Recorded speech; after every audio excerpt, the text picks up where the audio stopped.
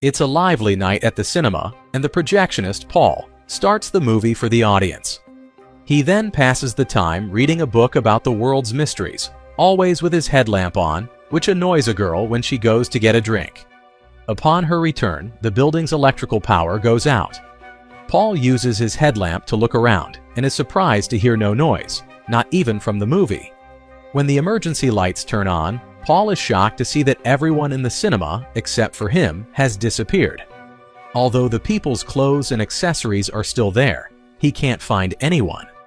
Paul starts searching the mall and finds another survivor, a security guard who has his own flashlight and hasn't seen anyone either.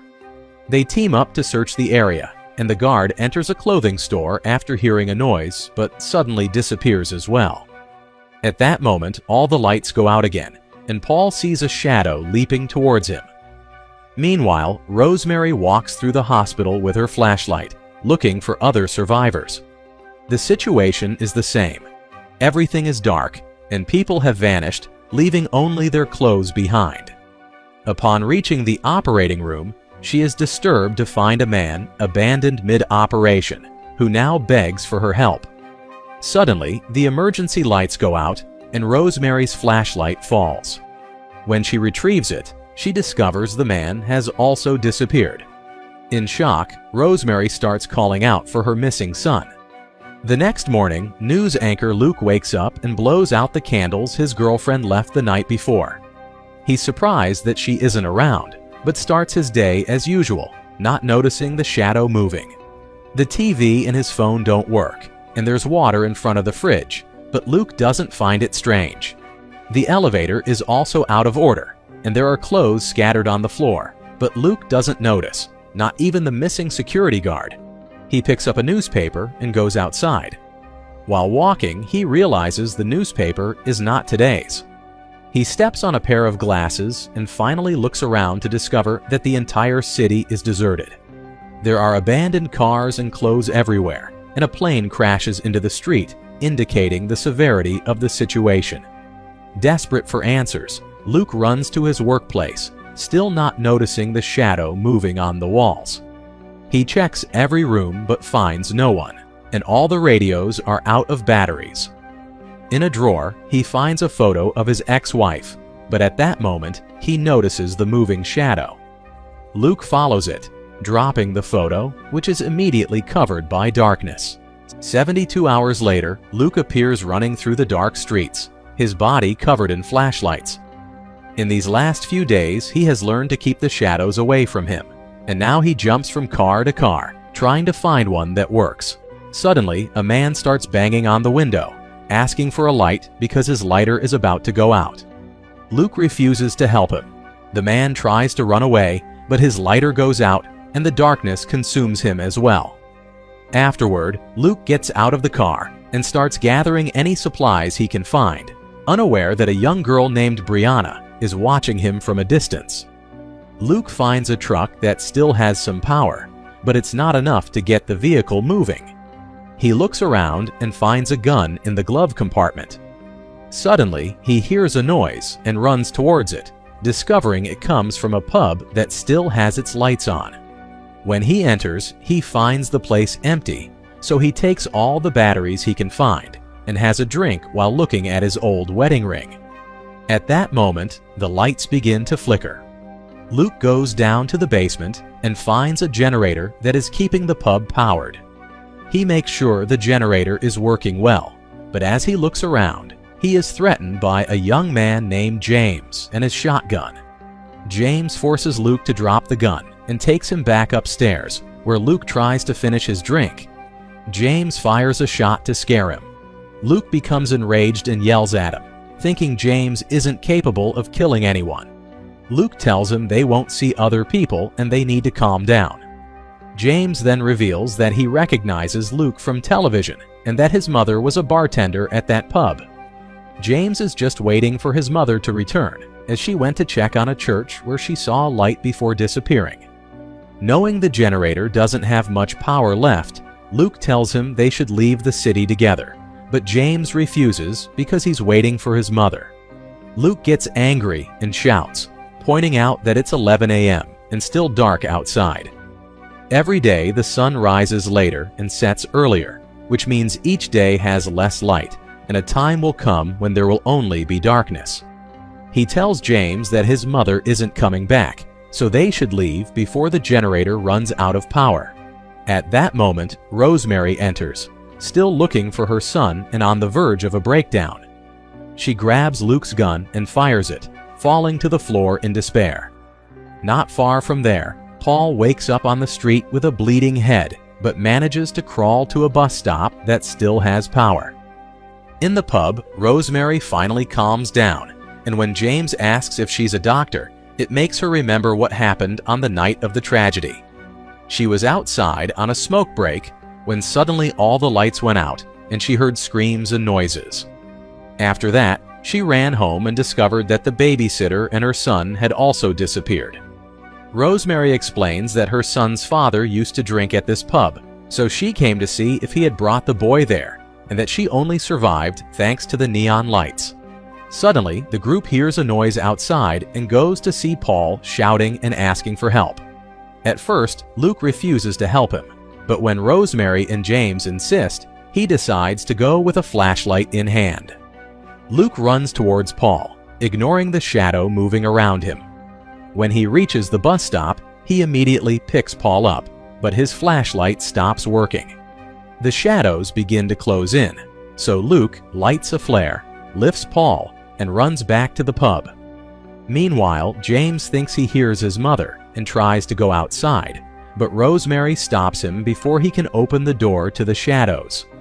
In the street, Luke falls and twists his ankle, and the shadows surround him. Luke struggles to push Paul, and luckily, Rosemary opens the door to let them in, which keeps the shadows at bay, allowing both to enter. Afterward, Luke puts tape on his injured leg, while Rosemary tends to Paul's head wound. Paul tells them what happened at the mall, saying the power went out and he was hit by an unknown being, and he is sure he was taken somewhere. However, when the light returned, he found himself on the street. Luke doesn't believe Paul was taken, but he swears it's true, saying it was too dark to see the being's face, but he could hear whispers. However, he couldn't scream. He could only fight to exist. Rosemary says there must be a reason they were chosen, perhaps a divine punishment. Frustrated, Luke grabs James and asks Rosemary if a child deserves to be punished, but everyone falls silent as the lights begin to flicker. They see the shadow move, so Paul tells everyone to unplug all the machines so the generator's power will last longer. They then go down to the basement to check the generator, and Luke discovers there's a locked door below. James explains it's an emergency exit. He gives the generator a few kicks, which still has enough fuel, causing the light to flicker again, and the shadows become more terrifying. Luke pulls Paul away from the generator, and after calming down, Paul shares the story of the lost colony of Roanoke Island. In 1587, 117 people formed the first English colony on that island. However, when the supply ship arrived, they discovered the entire community had mysteriously vanished without a trace. The only thing they found was the word Croatoan carved into a tree. No one knows what it means, but Paul believes it was a warning the colony received before being reset. Suddenly, Paul faints due to the unbearable pain in his head, but they take him to the pool table where Rosemary tends to him. Luke goes to the bar to get ice, but also feels desperate and begins to cry as he takes off his wedding ring, remembering what happened on the day of the tragedy. While following the shadow, he entered the main stage, and the power came back on, causing the cameras to start moving. Then, Luke ran to check the tapes from the last broadcast, which was interrupted by the shadows. He was captured on the video camera, where Luke saw his girlfriend appear in the broadcast, having heard the voice of his brother, dead for 3 years, calling to him in the darkness.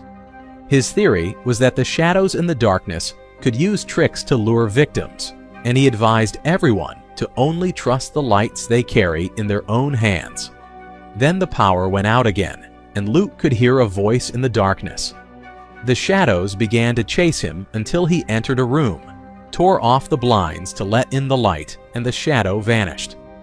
Back in the present, Luke tells the others they should leave before the generator fails completely, and points out that the lights in the pub might be a trap to lure people towards the shadows. Rosemary thinks that maybe they are on the wrong side, that where they are is hell, and that the shadows could be heaven, with the calling voices being people trying to reunite with their loved ones. She also refuses to leave without her son. Luke gets angry again, pointing out that there's a truck that might work, and they could find a hospital for Paul and maybe look for Rosemary's son and James's mother. As the lights begin to flicker again, Luke gives a speech about survival and points out that if this is a reset, they must take advantage of it. The group then agrees to leave. Luke and Rosemary go out to get the truck while James looks after Paul. Before leaving, Luke gives his car keychain to James, saying it's a lucky charm. Meanwhile, Rosemary checks Paul's wounds, and he begins to talk about how beautiful she is, asking if he could have a woman like her to comfort him. Rosemary kisses him. Then the pair, Luke and Rosemary, leaves, and the lights in the pub begin to flicker. James watches over Paul, who keeps saying nonsensical things. When he falls asleep, the lights flicker again, so James wakes him up. Paul wants to listen to more music and convinces James to plug the jukebox in again, which forces the generator to use a lot of power and makes the lights keep flickering. But hearing the music allows James to imagine the pub full of people, and he can see his mother at the bar. He snaps back to reality when he hears Paul scream in pain. James runs to calm him down and then goes to the bathroom for water. At that moment, the lights truly go out for a few seconds. When they come back on, Paul calls for James but gets no response. He gets off the table to look for him, only to find his things on the floor. Worried, Paul looks for James in the basement and finds the emergency door open, so he goes through it. He finds a long hallway lit by bright lights and hears James calling him. Paul starts looking for him and finally finds another door at the end of the hall, but upon opening it, he discovers a brick wall. Frustrated, he pounds on the bricks as the lights begin to go out one by one behind him. As the jukebox music starts to play, a shadow appears in the hallway, and darkness begins to cover Paul as he repeats, "I exist." Suddenly, he disappears. It's then revealed that Paul was actually still on the table, and the pub's power had only gone out for a few seconds. When the light returns, James is still in the bathroom. He comes out to look for Paul, but discovers he has vanished. The shadows and lights begin to flicker in the pub, so James runs to the basement to check the generator. Outside, Rosemary and Luke approach the truck as quickly as possible because Rosemary's flashlight goes out. They start pushing the truck towards the pub, but Luke's leg injury begins to hurt, so they need to take a break. While resting, Rosemary shares a story about her son learning to talk, and Luke confesses that his wife is in Chicago, but doesn't think she'll want to see him now. Luke's flashlight also fails, but they get light from a new source. It's Brianna who points her own flashlight at them, but also draws the attention of the darkness, which begins to close in around them. The pair tries to tell Brianna to go with them, but instead she runs away. Luke tries to go after the girl, but his injured leg makes him fall. As the shadows are about to get him, Rosemary manages to turn on the car's headlights, driving the shadows away and allowing Luke to return to her. A few seconds later, the truck's lights begin to fail, and they can see strange shadows in the fog. Luke takes parts from other cars and manages to build a torch, but they left the lighter in the pub. Suddenly, Rosemary turns off the truck's lights and starts running, dragging Luke with her until they reach the hospital. The door is locked, so Luke shoots the lock and they manage to get inside. After admitting she doesn't actually work there, Rosemary quickly finds some matches and lights the torch. Then Luke thinks they are ready to go. However, Rosemary tells him to wait, while she goes to the storage room to get alcohol to keep the torches lit. Meanwhile, Luke decides to put his wedding ring back on. Rosemary hears a baby crying and, looking out the window, believes it's her son. She follows the sound outside and discovers a baby stroller under a streetlight, She immediately runs to it and finds the stroller empty. Luke hears Rosemary from outside and runs too, but it's too late. Rosemary disappears the moment the light goes out. Terrified by a shadow in the shape of Rosemary, Luke runs back to the truck and starts pushing it. Alone in the pub's basement, James is scared because he can see a human-shaped shadow approaching him. But before anything happens, Luke finally returns. After a hug, James is devastated to learn they've also lost Rosemary, but Luke promises him they will make it together. They connect the generator to the truck, and Luke goes to the basement to complete the connection. James tries to start the truck, and after several attempts, it finally works but leaves the pub without power. The shadows begin to chase Luke, but he manages to run outside and join James in the truck. In a panic, Luke starts driving in reverse with the hood up, blocking his view. After a few blocks, he has no choice but to stop the truck and ask James to keep his foot on the accelerator while he gets out to close the hood. At that moment, James notices the church has a light on and runs towards it, calling for his mother and ignoring Luke's screams. Desperate not to lose the truck, Luke decides to leave James behind and drives off. On the way to Chicago, Luke sees the word Croatoan written on a bridge, which makes him reconsider things. Meanwhile, James enters the church and discovers that the shadows are slowly taking over the place.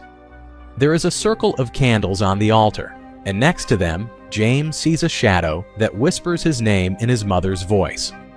At that moment, a shadow tries to attack him, but Luke bursts into the church with the truck, illuminating the entire place. Luke asks James to get in the truck, but James refuses, saying he has found his mother. However, when James checks the altar, he only finds a pile of clothes, confirming that his mother is gone. Luke tries to comfort him, but the truck's light goes out, and James also disappears, dropping his ring in the process.